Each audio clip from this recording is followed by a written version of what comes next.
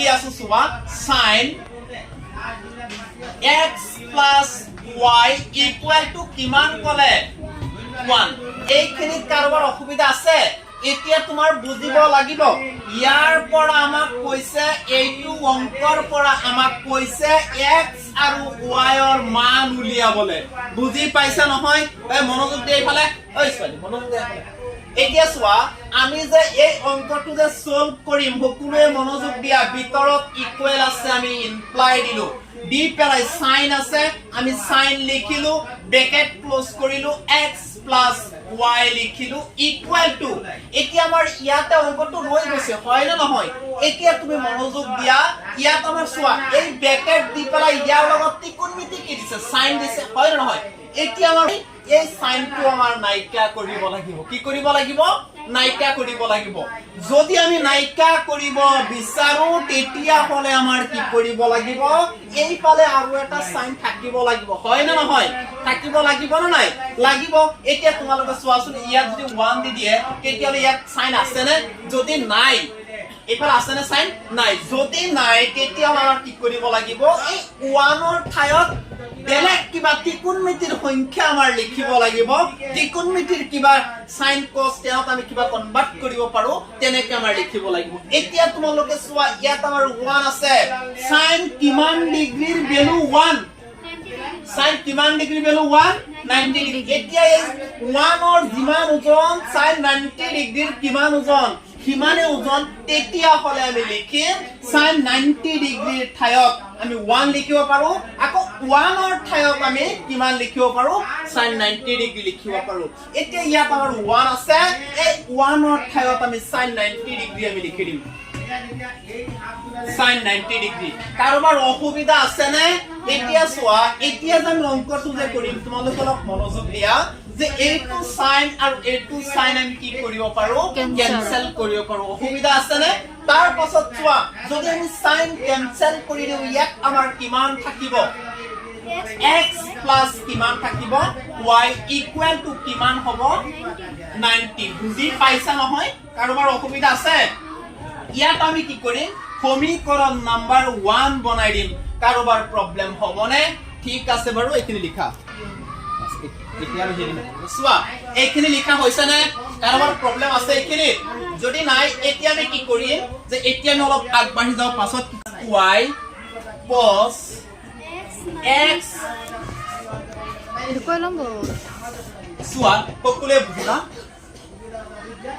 cos x minus y equal to কিমান কলে √3 কিমান √3/2 এইখিনি কাৰোবাৰ অসুবিধা আছে এতিয়া আমাৰ জানিব লাগিব ইয়াত যে cos আছে এইফালে এটা cos লাগিব না নাই লাগিব তেতিয়া হলে চোৱা cos কিমান ডিগ্ৰীৰ ভ্যালু √3/2 কোৱাচোন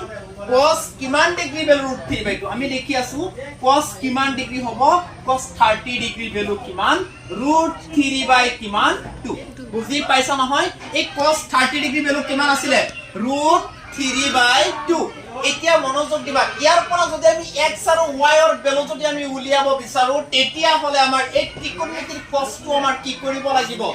নাইকা কৰিব লাগিব যদি আমি নাইকা কৰিব বিচাৰো তেতিয়া হলে তোমালোকে কোৱাচোন যে এই √3/2 থাকিলে আমি নাইকা কৰিব পাৰিম নে নোৱাৰিম এইটো আমাৰ নাইকা কৰিব লাগিব হয় না নহয় এতিয়া এইটো যে তুমি নাইকা কৰিবা এইটো কেনেকৈ নাইকা কৰিম আমি এনেকৈ কৰি দিব পাৰো যে √3/2 ইকুৱেল টু cos কিমান ডিগ্ৰী 30 ডিগ্ৰী হয় না নহয় এতিয়া আমি লিখিম চোৱা ভিতৰত ইকুৱেল আছে আমি ইমপ্লাই দিম দি পেলাই আমি লিখি দিম cos 4 into x minus y equal to এতিয়া চোৱা cos কিমান ডিগ্ৰীৰ ভ্যালু √3/2 cos কিমান ডিগ্ৰীৰ ভ্যালু √3/2 30 ডিগ্ৰী তাৰ মানে cos 30 ডিগ্ৰীৰ যিমান ওজন এই √3/2 ৰ আমাৰ হিমানে কি হ'ব ওজন হ'ব সেই কাৰণে আমি এই √3/2 ৰ ঠাইত আমি cos 30 ডিগ্ৰী ডাইৰেক্ট লিখি দিম cos 30 ডিগ্ৰী কাৰোবাৰ অসুবিধা আছে নে প্ৰবলেম আছে এতিয়া চোৱা এইটো cos আৰু এইটো cos আমি কি কৰি দিম ক্যান্সেল কৰি দিম যদি আমি ক্যান্সেল কৰি দিও ভালকে মনোযোগ দিয়া ক্যান্সেল কৰি দিয়াৰ লগে লগে আমাৰ কি হ'ব চোৱা ইয়াত কি থাকিব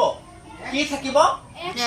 x minus y equal to কিমান থাকিব 30 30 হয় না নহয় এতিয়া আমি কি কৰিম এটো আমি 2 নাম্বাৰ সমীকৰণ দি দিম 1 নাম্বাৰ সমীকৰণ আমি বনাইছো এটো আমি কে নাম্বাৰ দিছো 2 নাম্বাৰ দিছো লিখা x plus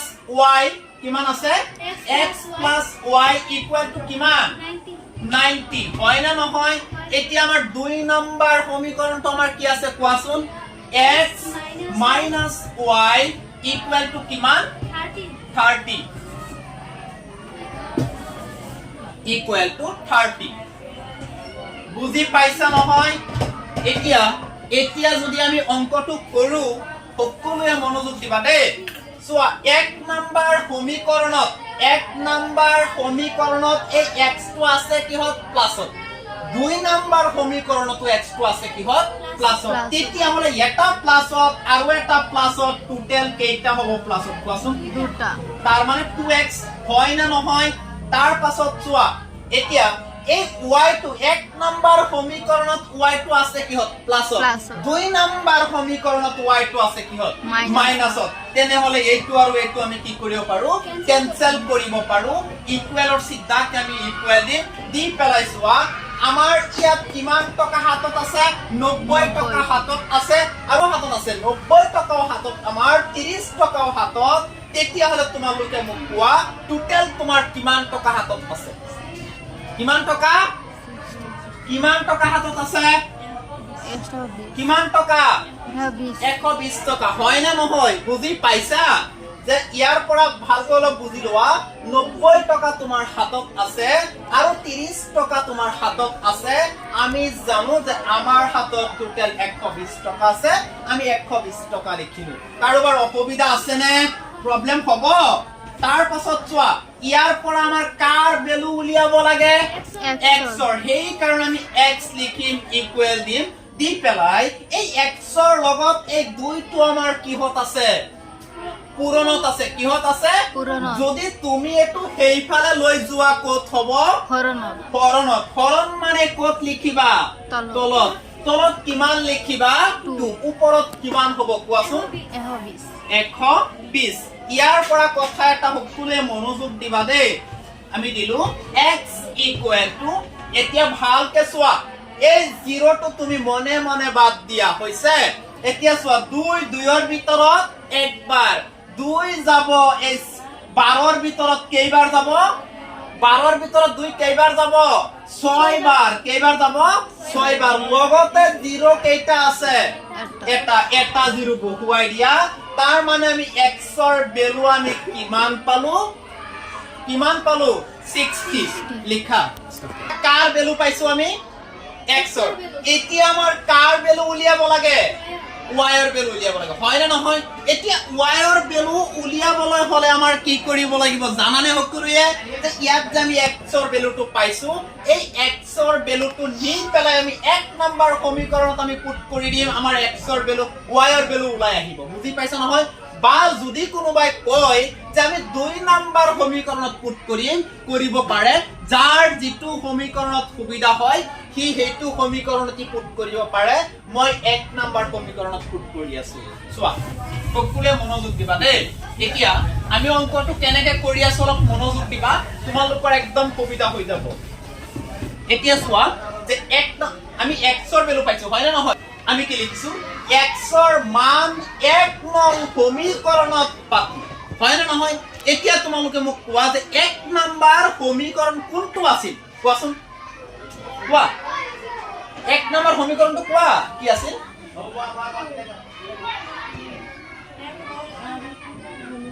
1 নং সমীকৰণ কোনটো আছিল কোৱা লিখা নাই কোৱা x plus y equal 90 degree equal to 90 এইটো আছিল আমাৰ 1 নম্বৰ সমীকৰণ হয় না নহয় বুজি পাইছা তাৰ পাছত চোৱা এই আমাৰ ইকুৱেল আছে আমি ইমপ্লাই দিলো এতিয়া তোমালোকে ইয়াৰ পৰা কথা এটা বুজিবা যে x equal to x ৰ মান তুমি কিমান পাইছিলা কোৱাচোন x ৰ মান কিমান পাইছিলা 60 নহয় 60 পাইছিলো হয় না নহয় এতিয়া চোৱা x ৰ ঠাইত তুমি 60 লিখি দিবা দেই এয়া চোৱা x আছে x ৰ ঠাইত কিমান লিখিবা 60 এয়া 60 পাছত কি লিখিবা Plus. প্লাস এয়া y আছে y লিখি দিয়া ইকুৱেল টু কিমান লিখিব লাগিব 90 এয়া মই 90 লিখিলো এতিয়া ইয়াৰ পৰা তোমাৰ এটা কথা মনত ৰাখিব লাগিব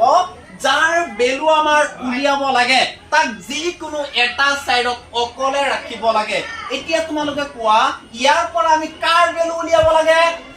কাৰ বেলু উলিয়াব লাগে y টো ক'ত ৰাখিবা যিকোনো এটা সাইডত অকলে ৰাখিম হয় না নহয় এতিয়া মই লিখিছো y so y equal to কিমান লিখিবা কোৱা 90 equal চিনৰ এই লেফট হ্যান্ড সাইডত এই 60 টো আছে কিহত প্লাস যদি তুমি রাইট হ্যান্ড সাইডত লৈ যোৱা এটো কিহত হৈ যাব মাইনাস কিমান লিখিব লাগিব 60 হয় না নহয় ভালকে বুজিবা দেই আমি ইমপ্লাই দিলো সো y equal to এতিয়া চোৱা 90 টকা তোমাৰ হাতত আছে 60 টকা তোমাৰ কিহত আছে ঋণত আছে যদি তুমি দি দিয়া তোমাৰ কিমান টকা হাতত থাকিব কোৱাচোন কিমান টকা থাকিব 30 টকা এয়া আমি y ৰ ভ্যালু আমি পাই গৈছো বুজি পাইছা নহয় এতিয়া তোমালোকে লিখিবা এটাকে নিৰ্ণয়ে x equal to আমাৰ 60 হৈ যাব y equal to আমাৰ 30 হৈ যাব এইটো অংক শেষ হৈ গ'ল এতিয়া তোমালোকে লিখিব পাৰা যে এটাকে নিৰ্ণয়ে